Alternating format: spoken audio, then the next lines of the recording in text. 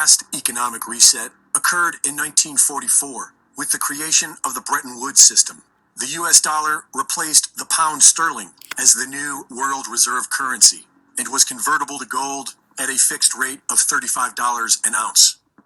Nations of the world entrusted the Federal Reserve Bank to hold their gold in return for market liquidity.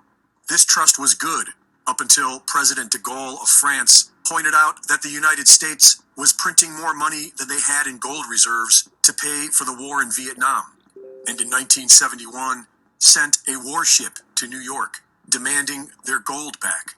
Days later, President Nixon took the world off the gold standard altogether, allowing the war machine to print endless amounts of US dollars. In 1974, the United States offers use of its war machine to Saudi Arabia in return for their oil to be sold exclusively with US dollars. This becomes known as the Petro Dollar and ushers in a new era of endless warfare.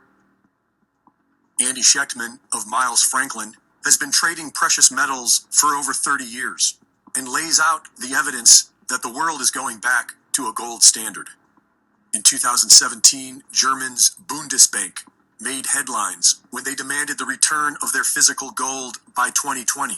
Within weeks, the Bank of Austria, the Bank of Hungary, the Bank of Turkey, the Czech National Bank, and the Bank of Poland all quietly began repatriating their gold as well and began buying more.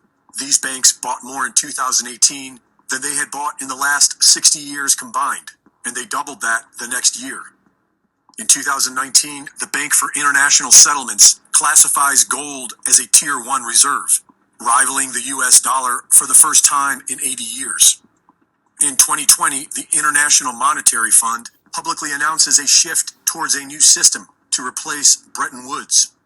Also that year, a new major buyer suddenly appears, anonymously labeled as Other, and begins draining the COMEX and London Metals Exchange of precious metals to an extent never seen before. In August of 2000,